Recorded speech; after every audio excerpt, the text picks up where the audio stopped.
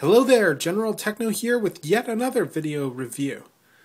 In 2011, Hasbro gave us a new Scourge toy. He turned into a flying wing instead of the original soap dish, but he was still a pretty neat representation of Scourge. However, as some of you may remember, this is not the first time we've gotten a Scourge toy from Hasbro in recent years. In fact, back in 2007, when Hasbro had their Titanium series line made by Galoob, they went and gave us a much more G1-esque version of Scourge.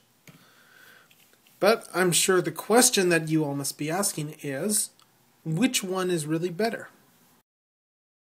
Now, as you may remember, a couple of years ago I reviewed this Scourge and basically found that it was really only a figure you'd want if you were trying to complete the triumvirate. So I suppose the question is, how exactly does this Scourge stack up against the new Scourge? As we can see, on this Scourge here, vehicle mode is far closer to G1 Scourge. It's basically a flying soap dish.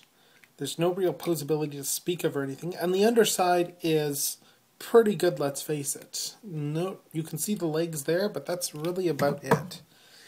If we compare this to the new Scourge, on the other hand, they take more liberties with the design and make him a flying wing, which fits with the general universe aesthetic of updating characters as opposed to slavish remakes. And quite frankly, it's a pretty good flying wing. The underside has no kibble, which is one of those things that is rare even in Transformers. And it's got landing gear as well, which is also unobtrusive. And as a further bonus, the designers went and homaged the original Scourge back in Transformers the movie and design him so his head can pop up specifically for this alt mode. As far as transformation schemes go, Scourge's transformations are basically the same in how they work in both toys. The head comes out of the back, the legs form the front, the arms are in the middle, and the wings come out from the sides and form the wings. But the execution as a result of different alt modes is very different. Whereas the Titanium figure is much more of a, let's just update the original and have it open up and it's pretty much done, the new one has a lot more in terms of how elaborate its transformation scheme is, which overall adds to it just being that much more of a superior figure. Just initially glancing at the two Scourges in robot mode, it's pretty obvious in terms of which one is better here. The new one has, in terms of posability, it has shoulders that can move in several directions. Likewise for the elbows, likewise for the hands. It's got ball joints and swivels up here at the ankle, up here at the hip, and it's got knees and ball jointed ankles. Not to mention a ball jointed head, which, as we mentioned, can pull off a lot of poses. It also has a very nifty Target Master-esque weapon, which, though it's not his original Target Master Fracas, in that it can't transform, the gun itself is actually able to detach into two pieces, and you can actually have him dual wield his weapons, or even clip one of them on his head up here. Furthermore, Scourge's wings are also capable of assuming a closed configuration as well. Now, if we compare this to the other Scourge toy, the old Scourge toy, his posability is basically shoulders, arms, with a really weak arm elbow joint right here.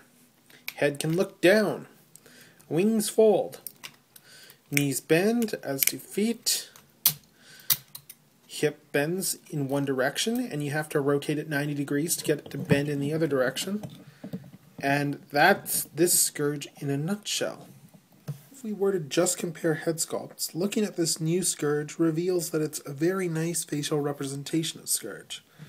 The old Scourge? Well, not so much. I mean, it looks like Scourge, but if you really look at the two heads side by side, one of them has a giant oversized thing on the head, it can't turn, and is just a generally oversized head. Now, the new Scourge figure is, without question, the superior toy, and as such, it's going to get a much higher rating in my book. But what about the old one? Well, back when that one came out, back in 2007, I believe, the titanium line was basically what we had for Transformers in terms of getting these figures out.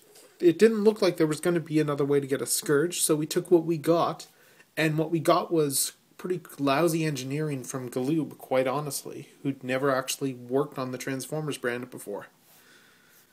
But does he really hold up even to the figures of the era?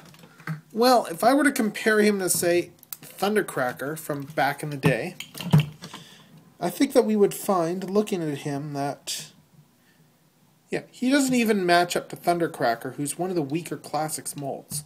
Thundercracker has a lot more posability, and Scourge essentially suffers for his diecast. He's fairly heavy, he's not very posable, and quite honestly, he sticks out in a bad way on a shelf. Given that we've now got a better version of Scourge to display, back in the day, as some of you may remember, I recommended Scourge as really something that you should only get if you wanted Galvatron, Cyclonus, and Scourge as the trio. Nowadays, I think my opinion pretty much ranks even lower, which is, if you were to get this guy, keep him in vehicle mode, which is really the nicest of his two modes. And quite simply, if you really want a Scourge, and you want this guy, something is wrong with you. Because, quite simply, this Scourge is the king. In final conclusion, I would have to rank the old Scourge here as, well, quite simply, I think he's going to fall down to the very bottom of my scale, which nowadays is, Whereas this new Scourge here, as a virtue of being a really nice Scourge toy, is going to go all the way up and join my standard rank of awesome. This is General Tekno signing off.